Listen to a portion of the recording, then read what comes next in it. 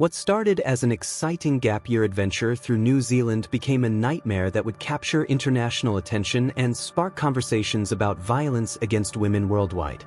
A young British graduate, full of life and dreams, vanished without a trace in Auckland after what should have been a simple dinner date. But this wasn't just another missing person case. It was a story that would expose dark truths about digital dating, legal battles over media coverage, and a justice system under international scrutiny. Welcome back to the channel. Today, we're diving deep into the case of Grace Millane, a case that not only devastated a family but also led to significant changes in how we discuss violence against women and the responsibility of international media in criminal proceedings. Grace Emmy Rose Millane was 22 years old when her life was tragically cut short. Born and raised in Wickford, Essex, she embodied the spirit of adventure that defines so many young people today. After graduating from the University of Lincoln with a bachelor's degree in advertising and marketing, Grace decided to take a gap year, something many of us dream about doing. Her journey wasn't spontaneous or reckless. Like thousands of other young travelers, Grace had carefully planned her backpacking adventure.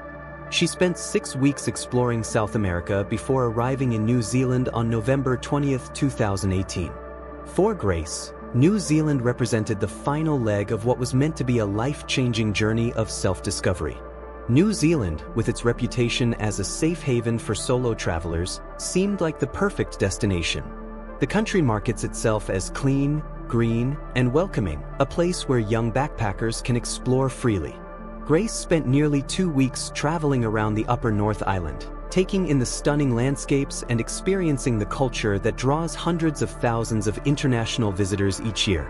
On November 30, 2018, Grace arrived in Auckland, New Zealand's largest city. Like many travelers her age, she was staying at budget accommodation and using dating apps to meet people, a common practice among solo travelers looking for companionship and local insights. What Grace couldn't have known was that her decision to meet someone through a dating app would set in motion a chain of events that would not only end her life but also trigger an unprecedented reaction from the New Zealand public and government. December 1, 2018, started like any other day for Grace. She had plans to meet someone she'd connected with on Tinder, Jesse Kempson, a 26-year-old local man who seemed charming enough through their digital conversations.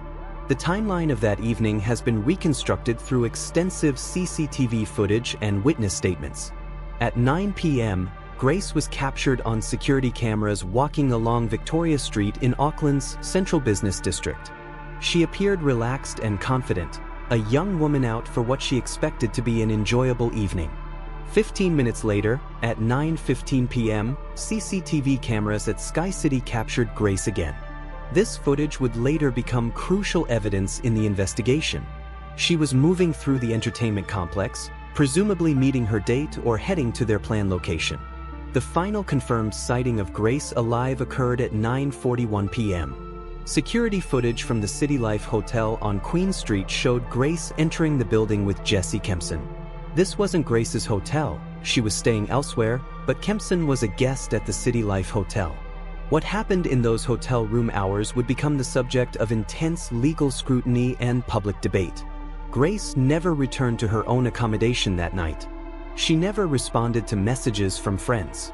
And most tellingly, she never answered the birthday wishes her loving parents sent her the following day. December 2, 2018, was Grace's 22nd birthday. For any parent, having their child not respond to birthday messages is concerning, but David and Gillian Millane knew their daughter well. Grace was responsible and communicative, especially during her travels. Her silence was completely out of character. When Grace failed to respond to her parents' birthday messages on December 2nd, David and Gillian Millane's concern quickly turned to alarm. They knew their daughter's travel patterns, her communication habits, and her responsible nature. Something was terribly wrong. 3 days later, on December 5th, the Millanes reported Grace missing to New Zealand police. The hotel where Grace had been staying confirmed what her parents feared: she hadn't returned to her room on the night of December 1st. Her belongings remained untouched, her bed unslept in. Initially, police took a cautious approach. They stated there was no evidence of foul play, a standard response in early missing person cases. However, behind the scenes, investigators were already working to piece together Grace's final movements through Auckland's extensive CCTV network. The breakthrough came when police traced Grace's last known movements to the City Life Hotel and identified her companion, Jessie Shane Kempson. As they dug deeper into Kempson's actions following Grace's disappearance, a disturbing picture began to emerge. On December 8th, just 1 week after Grace was last seen alive, police made a dramatic announcement. They were treating the case as a homicide investigation. The same day, at 3 p.m., Jessie Kempson was taken into custody at the very hotel where Grace was last seen alive. The speed of this development shocked the public. In less than a week, what began as a missing person case had transformed into a murder investigation with a suspect in custody. But finding Kempson was only the beginning. Grace's body was still missing, and investigators knew that without finding her, building a compelling case would be significantly more challenging. The day after Kempson's arrest, December 9, 2018, brought the discovery that Grace's family and the New Zealand public had been dreading. At approximately 4 p.m., Grace's body was found in the Waitakere Ranges, roughly 19 kilometers west of central Auckland. The location wasn't random. The Waitakere Ranges, while popular with hikers and tourists, also contain remote areas where someone could attempt to conceal evidence. Grace was discovered off Scenic Drive, buried in a shallow grave that investigators believe Kempson had dug after killing her. A post-mortem examination was conducted on December 10th, providing crucial forensic evidence about how Grace died. The examination revealed injuries consistent with manual strangulation and evidence that she had been restrained before her death. Police investigation expanded to trace Kempson's movements in the days following Grace's disappearance. They discovered he had rented a car between December 2nd and 3rd, the same vehicle he allegedly used to transport Grace's body to the burial site.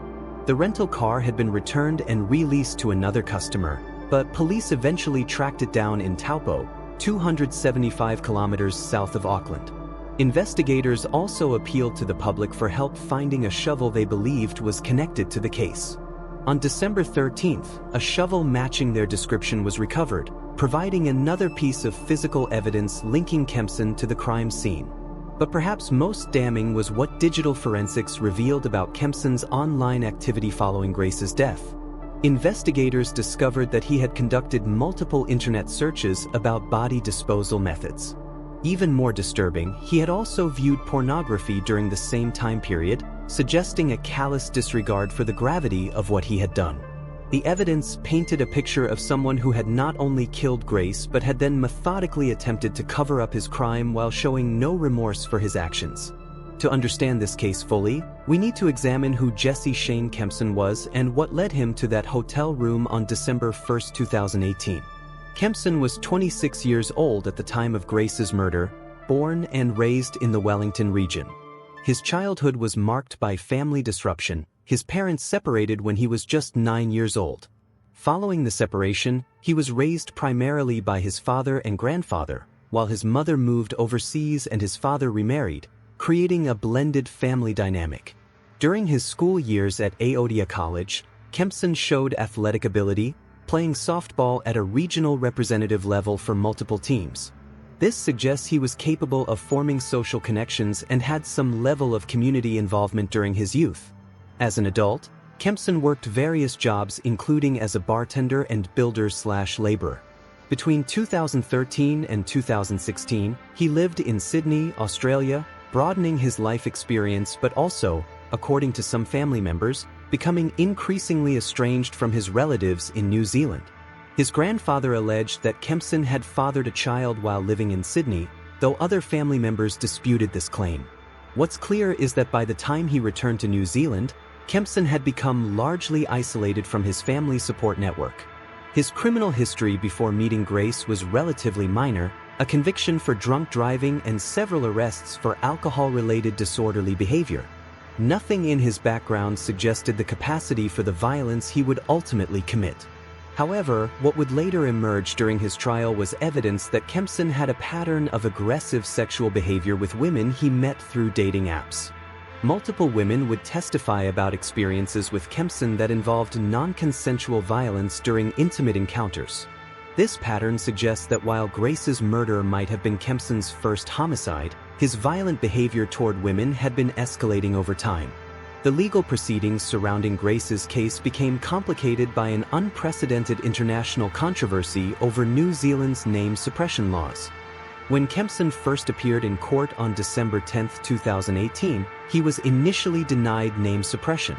However, his defense team immediately appealed this decision, which automatically triggered interim name suppression for 20 working days under New Zealand law. This created a unique situation in our interconnected world. While New Zealand media was legally prohibited from publishing Kempson's name, international media outlets were not bound by New Zealand court orders. Several outlets, particularly in the United Kingdom, chose to publish Kempson's identity despite the suppression order. The situation became more complex when Google included Kempson's name in an email newsletter about trending topics in New Zealand, claiming that 100,000 searches had been conducted for his name within the country.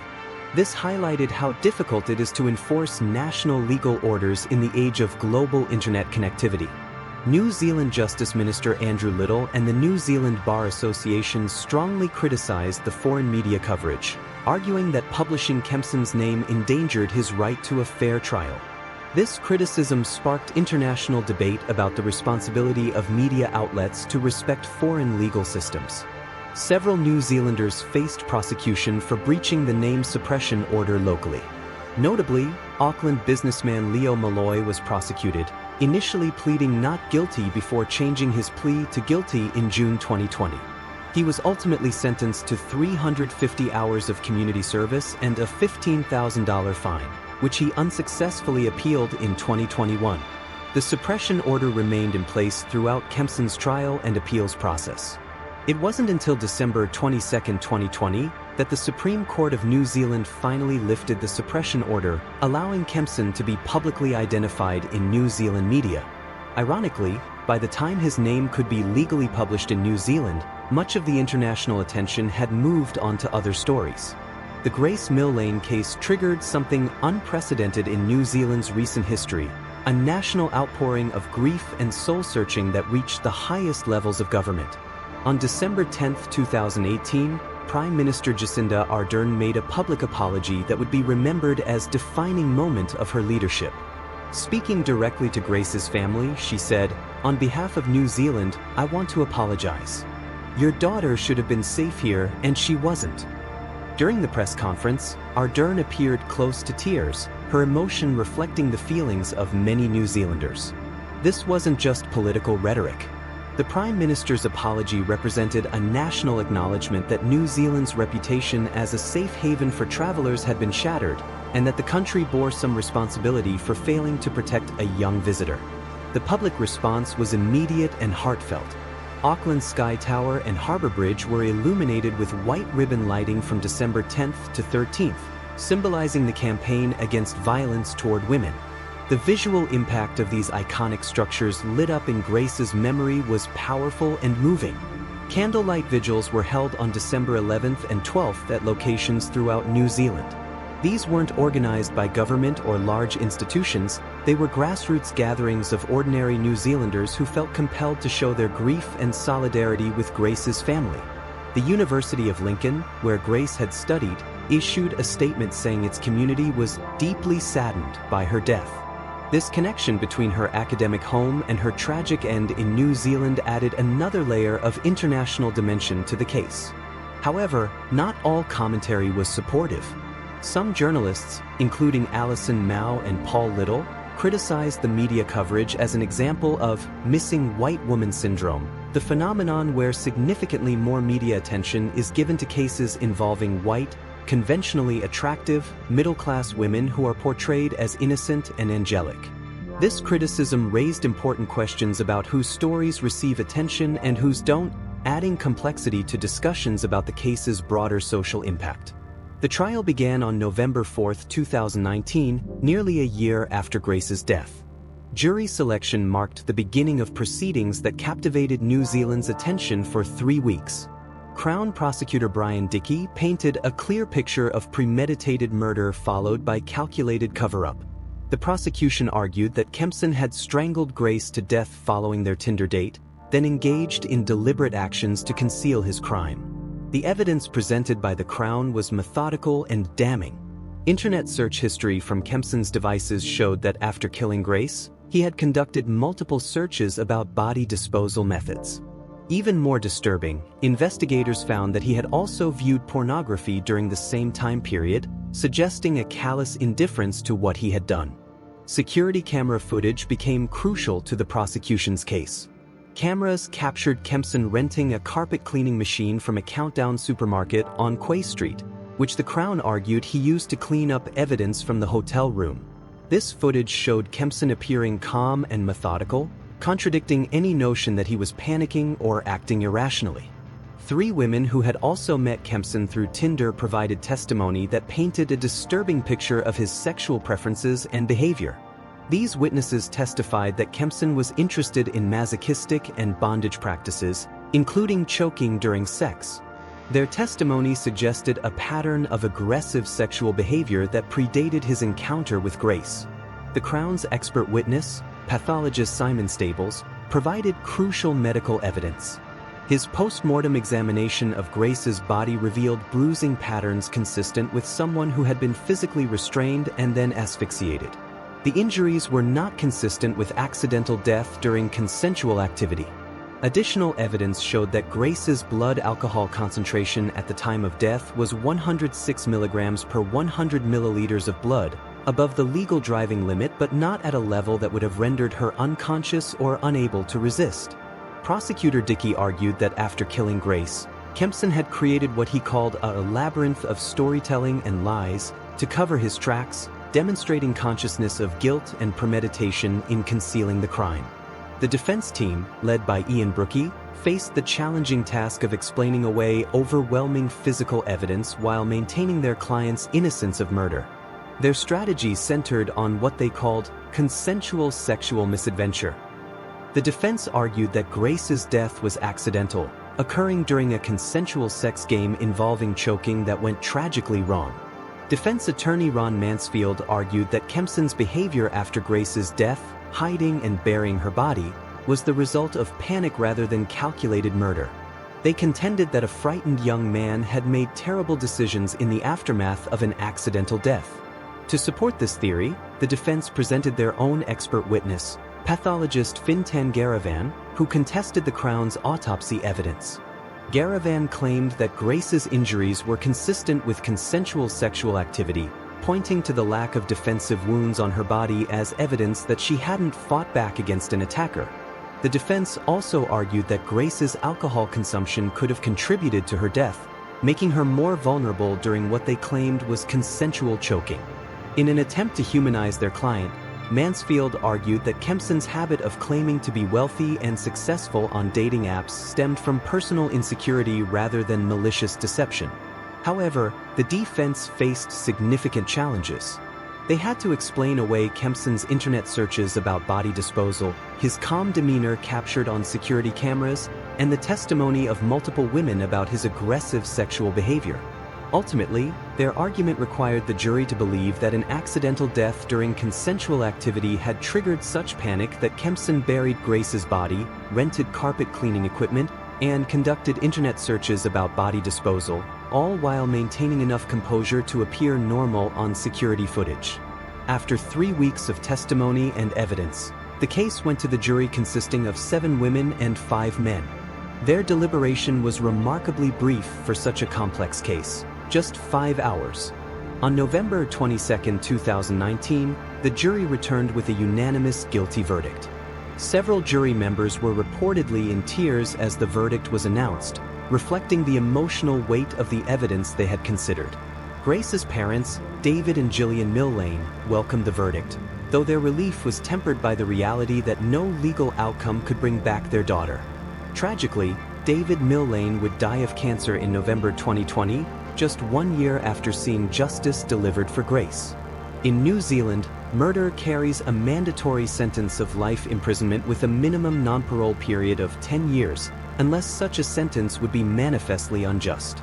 Judges have discretion to impose longer minimum terms based on the circumstances of the crime. On February 21, 2020, Kempson was sentenced to life imprisonment with a minimum non-parole period of 17 years. This longer term reflected the judge's assessment of the seriousness of the crime and Kempson's actions afterward. The sentencing marked the end of the trial phase, but not the end of legal proceedings. Kempson filed appeals that would continue through the court system for another year and a half. Kempson's legal team pursued appeals through New Zealand's court system, challenging both his conviction and sentence. The appeal process revealed the significant cost of legal aid, with taxpayers paying more than $400,000 for Kempson's defense. On December 18, 2020, the Court of Appeal dismissed Kempson's appeal, upholding both his conviction and sentence. However, the name suppression order remained in place pending a final decision from the Supreme Court. 4 days later, on December 22, 2020, the Supreme Court lifted the suppression order, finally allowing Kempson to be publicly identified in New Zealand media. But this decision also brought shocking new revelations.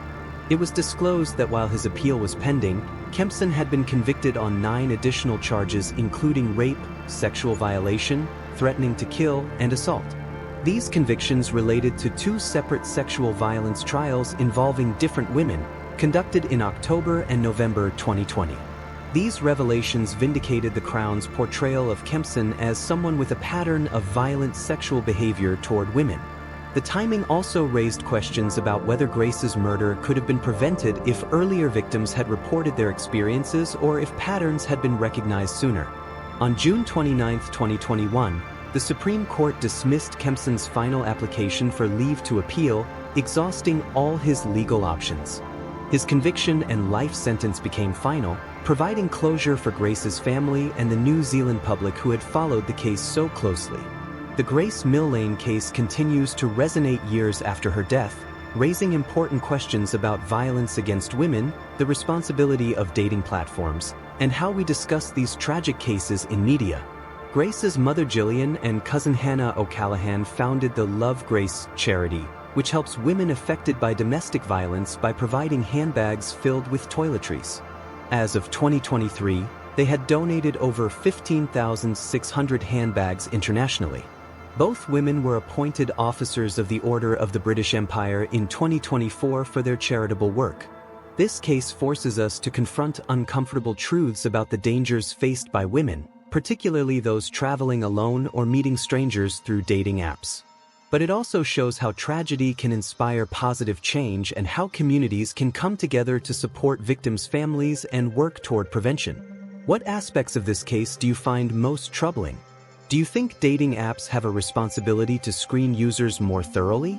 And how do we balance the public's right to know with fair trial rights in our globally connected world? Share your thoughts in the comments below. If this video has affected you, please remember that support is available. If you or someone you know needs help, please reach out to local support services. Don't forget to subscribe for more in-depth coverage of cases that have shaped our understanding of justice and safety. Hit the notification bell so you never miss our latest uploads. I'll see you in the next video.